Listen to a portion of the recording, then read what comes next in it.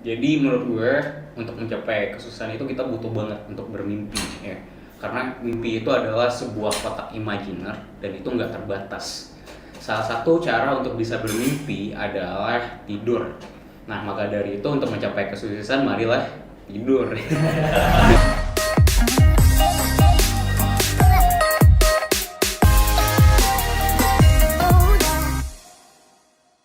Oke, banyak yang penasaran nih, siapa sih seorang Mr. Kibo ini yang kita kenal di kampung Inggris, di global Inggris khususnya, yang bisa tolong dijelasin lah dikit-dikit tentang siapa seorang Kibo ini.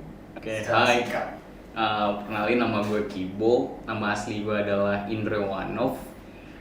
Pada saat ini gue aktif sebagai pengajar di Global English dan juga aktif di Social Communities dan Development. Oke, nah gini cuy, nama lu kan Indrawan, maaf yang Ya. keren banget tuh udah. Tapi kenapa tiba-tiba dipanggil si Kibo gitu? Oke, jadi dulu gue related banget sama sesuatu yang rambutnya afro gitu ya. Jadi setiap gue kemana-mana kayak di event nasional atau internasional itu kayak value gue punya rambut kibo seperti itu. Jadi kalau orang ketemu gue, "Hey Mai, I like your hair. How do you make the hair like this?" Pasti itu adalah sesuatu yang kalimat pertama yang diucapkan orang untuk bisa communicate dengan gue pada saat itu. Dan gue nge-keep itu sampai beberapa tahun. Dan di lain sisi nama Kibo itu nggak langsung hadir gitu aja. Dulu gue pernah dipanggil Kiting ya. Terus juga pas di Malaysia pada saat itu pas gue ngajar di daerah Klang, Malaysia, gue pernah dipanggil Cigu Kriting. Dan ketika ketemu sama dengan teman-teman timur, mereka manggil gue Kibo di situ, dan itu yang konsisten pada sampai saat ini, dan sampai sekarang gue dipanggil Kibo. Dan lu nggak masalah dengan panggilan itu? Enggak, gue seneng banget karena itu kayak stage name gue di sini. Oh, iya. Karena orang-orang di Pare lebih kenal Kibo daripada Indre. Tapi kalau di rumah orang lebih tahu Indre daripada Kibo. Ya. Terus udah berapa lama nih ada di kampung Inggris ini? Oke. Jadi pertama gue nyampe di kampung Inggris itu adalah pada tahun 2014. Ya mungkin sama dengan teman-teman yang lain, pas lulus SMA gue langsung datang ke sini karena gue yakin kampung Inggris itu adalah sebuah tempat pelarian terhormat ya. Jadi yang lo gagal di SBMPTN, lo gagal di lanjut S2, lo gagal untuk join kerja dan sebagainya, ketika lo kenal dengan nama kampung Inggris, ini adalah tempat lo, ada tempat pelarian terhormat. Dan begitu juga gue pada tahun 2014. Jadi ketika lulus SMA, gue milih kampung Inggris sebagai tempat gue untuk belajar dan juga lari dari kegagalan gue pada saat itu, yaitu gagal di SBMPTN. Kan tadi lebih dimention kayak lu tuh di sini tuh pelarian ya. Yeah. Dan jadi kayak gimana? Terus kenapa sampai senyaman itu di sini sampai jadi tutor gitu?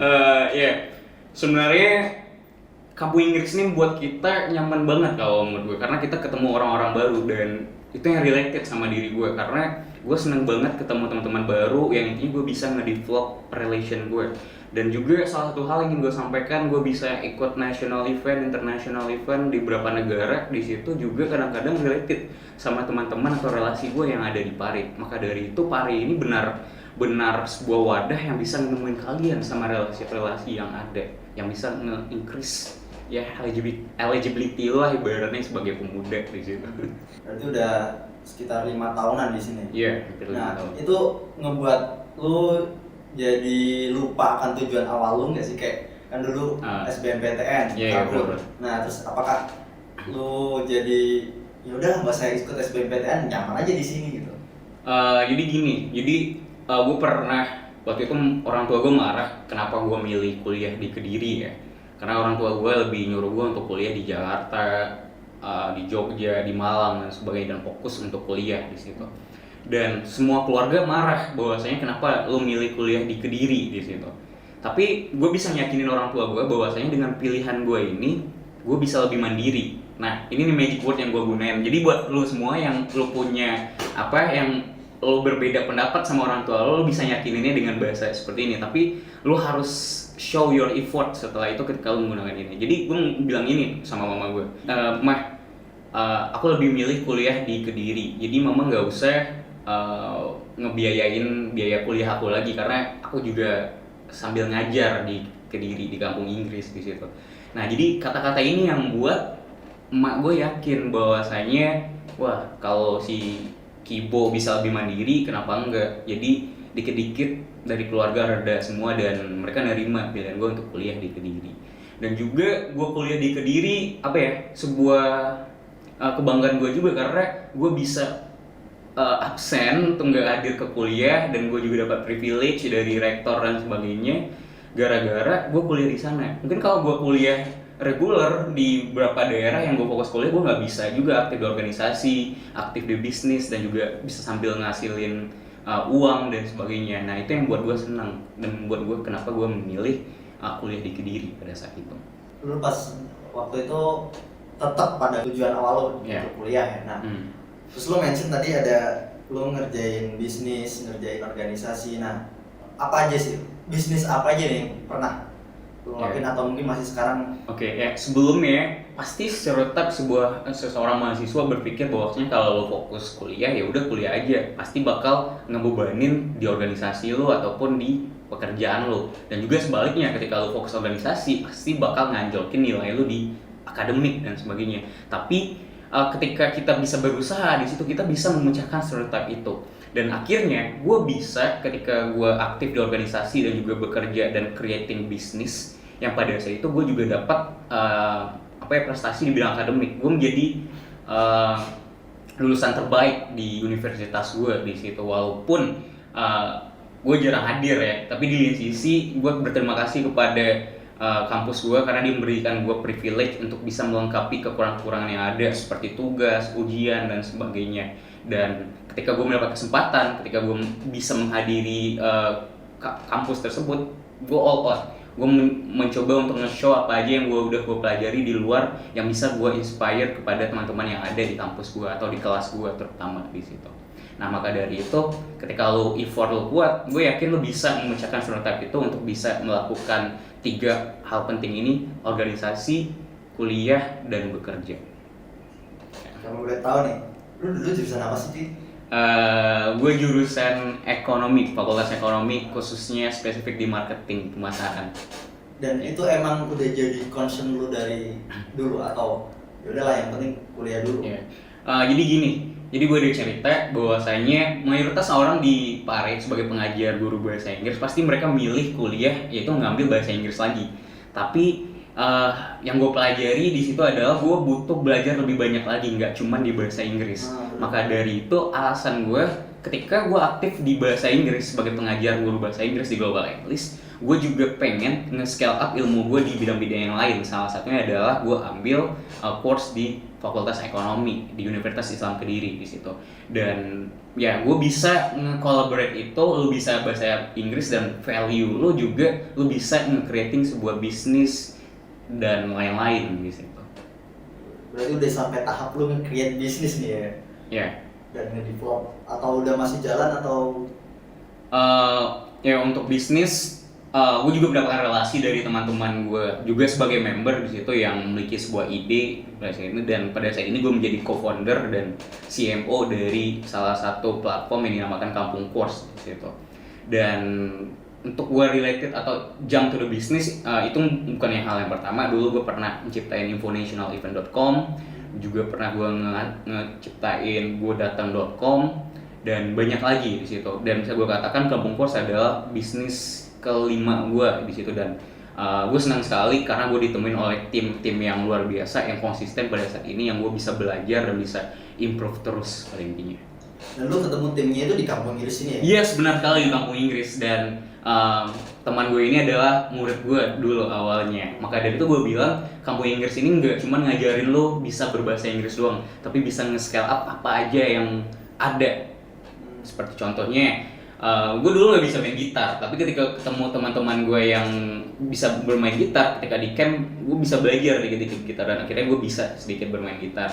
Terus yang kedua, dulu gue juga nggak bisa nge-applicate salah satu aplikasi yang namanya Corel situ, karena ketemu teman gue juga yang passionate di Corel, di desain grafis dan sebagainya. Gue belajar juga sedikit dengan dia dan akhirnya gue bisa dikit-dikit. Dan juga halnya sama ketika gue ketemu sama teman gue itu. Jadi dia itu passionate banget dan experiences banget di bidang bisnis di situ. Dan karena dia ngelihat gue juga passionate banget di bidang itu, jadi kita kolaborasi bareng-bareng. Jadi buat teman-teman semua, antara tutor sama member itu sebenarnya kalian bisa kolaborasi bareng-bareng. Karena gue yakin lu semua pasti memiliki strength yang berbeda-beda yang kalian bisa kolaborasiin, walaupun itu antara tutor dan member. Oke. Ya. Jadi di global tuh seseru itu ya, kayak Seru banget gila, seru banget. kayak orang-orangnya itu nggak cuma yang pengen datang belajar doang, kayak dia punya background masing-masing. Nah itu kan ya. Terus gue sempet kepoin IG lu deh. Nah yang menarik adalah lu ada di suatu conference dan lu apa ya, nge-lead untuk sebuah game gitu loh. Nah itu conference apa dan gimana lu kok bisa jadi leader untuk nge-lead suatu games yang seru gitu? Jadi pada saat itu mungkin konferensi yang lo maksud adalah Future Leader Congress ya. Pada saat itu gue menjadi komite dengan teman-teman yang lain ngeoperasikan event tersebut. Jadi bukan poinnya ketika gue lagi nge-lead tersebut, tapi gimana bisa gue nyampe di posisi itu. Jadi gue mulai dari sebuah event yang event itu mungkin ketika gue ngikutin event itu gue udah dibayar ya, dan juga akomodasi semuanya udah dibayar dan juga gue dapat gaji dari situ. Tapi dimulai dari gimana gue bisa nyemplung di event pertama gue pada saat itu. Jadi event pertama gue itu adalah gue harus personal funded dan gue harus ngebayar ya untuk bisa join event tersebut. Nah pada saat itu gue cuman dari event tersebut mereka ngesyaratkan untuk membayar 5 juta pada saat itu, dan gue cuman ada uang 2 juta. Bagaimana caranya gue bisa dapat 3 juta dan gue juga bisa berangkat pada saat itu? Yang gue lakukan adalah pertama gue buat proposal. Ketika gue buat proposal, gue kasih ke kampus, dari Kaprodi ngoper ke dekan, dari dekan ngasih ke wakil rektor. Dan yang sedihnya ketika gue nge-apply ke wakil rektor, pertama dia ngajak gue buat janjian di hari Senin, tapi hari Senin dia ada rapat mendadak pada saat itu dan dipospon ya jadi hari Selasa.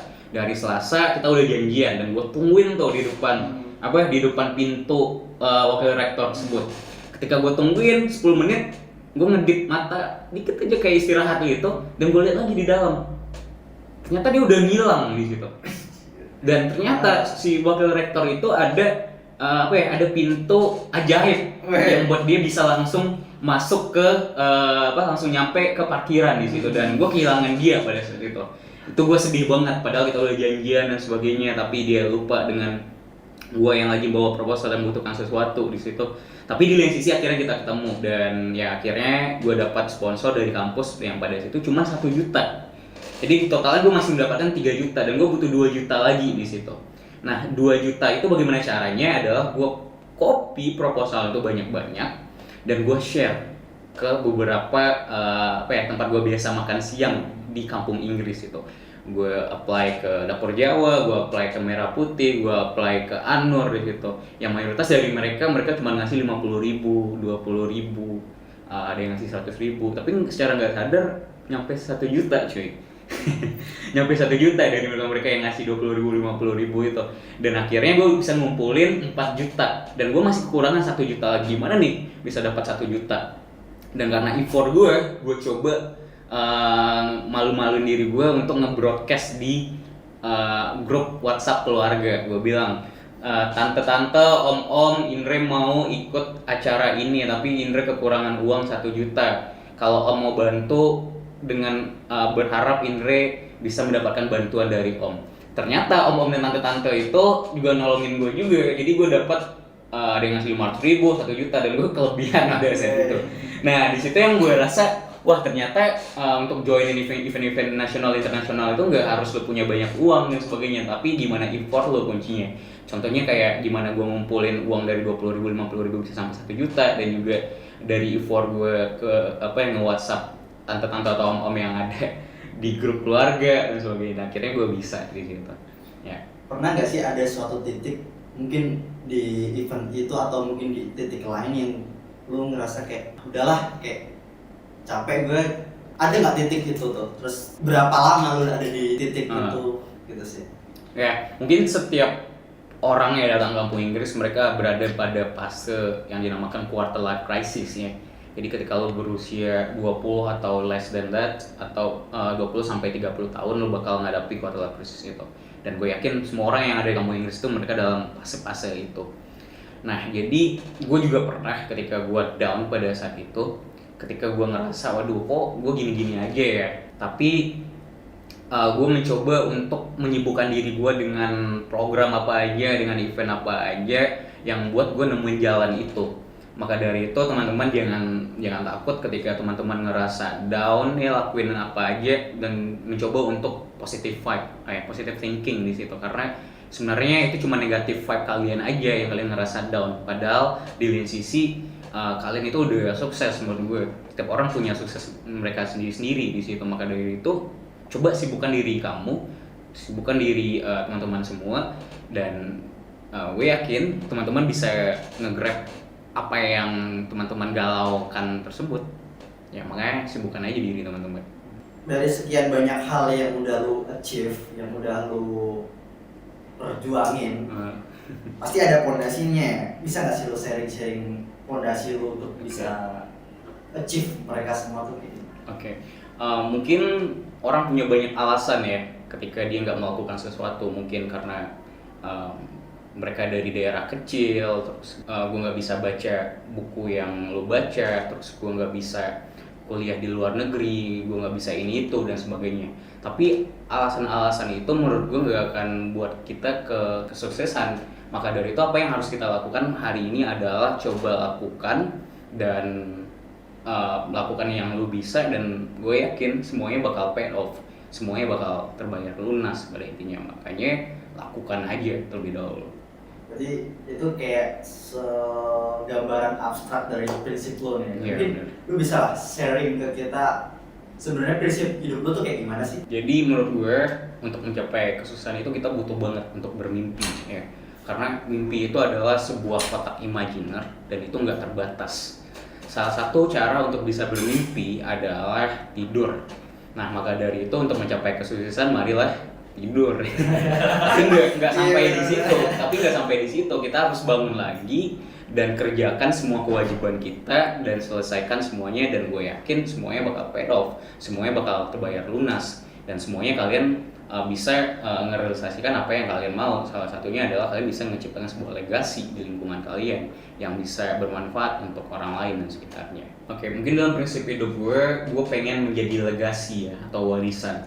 When I die, I want to be remembered as the life that I live, not because of the money that I made. Maka dari itu sedikit apa yang udah ada sama gue pengen nge-share semuanya dengan teman-teman yang ada. Dengan contohnya adalah ketika gue berada di Payakumbuh Sumatera Barat, yang gue nge-share sedikit yang gue punya, yaitu gue hanya punya value yaitu di bahasa Inggris yang gue share ke teman-teman gue, dan gue menciptakan sebuah platform yang dinamakan Ota English. Jadi Ota English itu adalah sebuah platform yang berasal dari kata Ota, ngobrol ya, ngobrol yang itu bahasa Minang atau bahasa Padang, dan gue nge-share hal-hal itu semua kepada teman-teman yang ada di daerah. Karena gue juga lulusan dari teaching clinic, yang teaching clinic itu harus ngasih impact kepada teman-teman yang ada, walaupun lo punya ilmu yang sedikit dan sebagainya, tapi harus lo share di situ. Maka dari itu prinsip hidup gue harus bisa menjadi legasi di situ atau warisan yang bisa dinikmati oleh teman-teman yang ada di situ. Ya, itu prinsip hidup gue. Lu sendiri tuh tipe orang yang punya planning jangka pendek atau yang jangka panjang sekalian? Oke, jadi mungkin gue tipenya orang yang lebih suka kepada nge-create atau menyusun planning gue ke long term goal sekalian ya. Juga kenapa gue milih kampung Inggris, juga salah satu long term goal gue adalah ketika gue bisa mastering in English dan gue bisa lanjut S2 gue ke luar negeri dan sebagainya, dan itu yang lagi gue persiapin sekarang untuk tahun ini bisa berangkat ke luar negeri. Nah maka dari itu saran gue buat teman-teman semua, ketika kalian bisa nge-arrange masa depan kalian long term, kenapa enggak gitu, kenapa harus short term di situ, yang walaupun ketika kalian menjalaninya ada perubahan-perubahan yang ada, dan ya mencoba untuk beradaptasi dengan perubahan tersebut. Maka dari itu ya kalau bisa langsung long term aja sekalian, supaya kalian tahu arah kemana kalian akan kemana kalian akan mencapai goal tersebut. Contohnya mau kuliah luar negeri, mau creating bisnis, mau fokus di social enterprises dan sebagainya. Maka dari itu coba di set dari awal. Seru banget nih ngobrol bareng Mr. Gibo ini. Iya. Mungkin buat teman-teman yang pengen apa ya, kayak Mr. Gibo mungkin bisa datang lah ke kampung Inggris di Global English, tempat kumpulnya orang-orang keren kayaknya. Oke. Ya mungkin itu aja ya dari kita yang Itu langsung